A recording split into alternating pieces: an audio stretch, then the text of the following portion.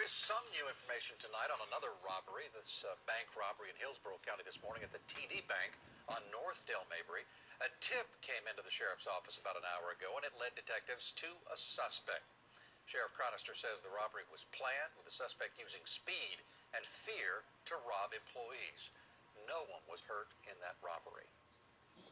To the judge. And new from the State Attorney General's office today, AG Jeff Landry is asking for the public's help in a recent child pornography arrest.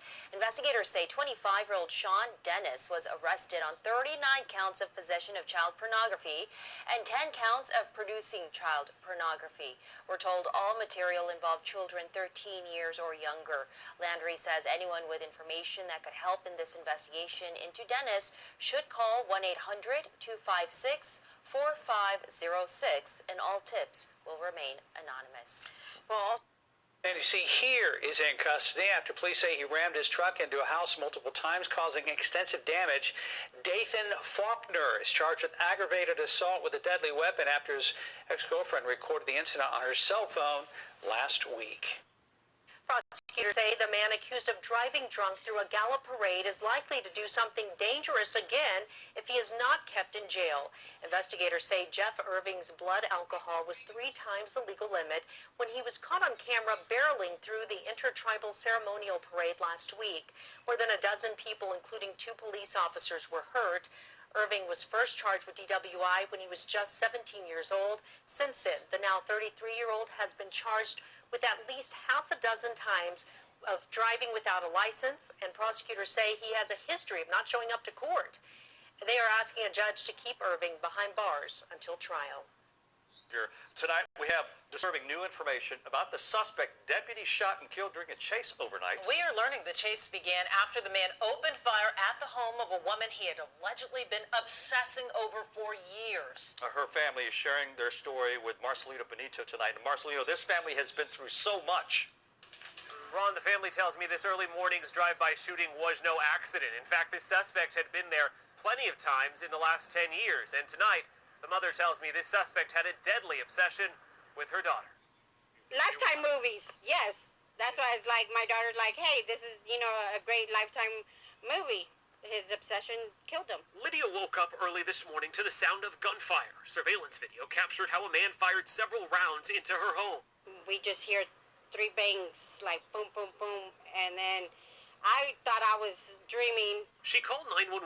When Precinct 1 deputies arrived, the suspect sped off. He ditched his car nearby and ran. And when cornered by officers at this gas station, he started shooting. The deputy shot back, killing him. I've known him since he was a teenager. Lydia learned the dead man was Javier Alanis. She says he went to school with her daughter since middle school.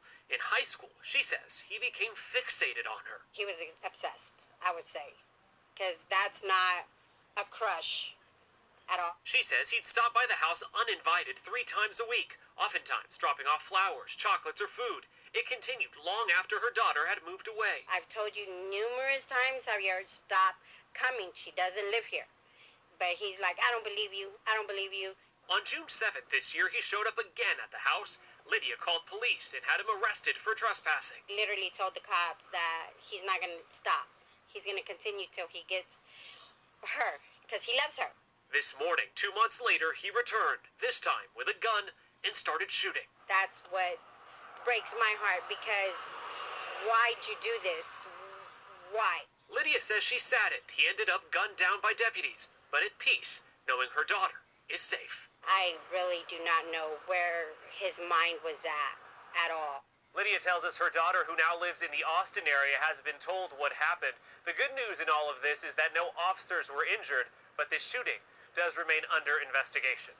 Back to you.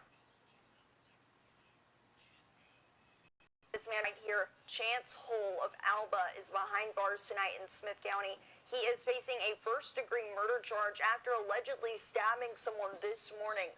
The victim later died from their injuries, and when police got there, they saw the suspect attempting to provide first aid to someone with stab wounds. Officials say a physical altercation led up to the incident. New at 11, the Ross County Sheriff's Office said 2 people are facing kidnapping charges after leading law enforcement on a chase. 45-year-old Anthony Jareen and 48-year-old Terry Diaz face numerous charges, including kidnapping and felonious assault. Investigators say deputies responded Saturday to a report of a woman who was the victim of an abduction.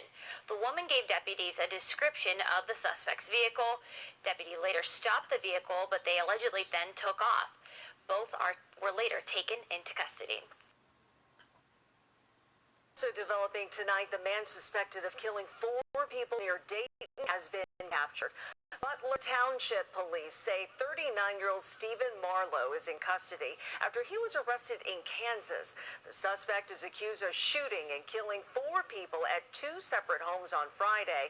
The victims range in age from 15 to 82 years old. Police have no motive yet for the shootings and say Marlowe will eventually be extradited from Kansas back to Ohio. New tonight at 6, the man accused of killing 4 people in Ohio is finally in custody tonight after days on the run. Now, originally, police believed Stephen Marlowe might have been in Indianapolis, but he was arrested late last night in Kansas.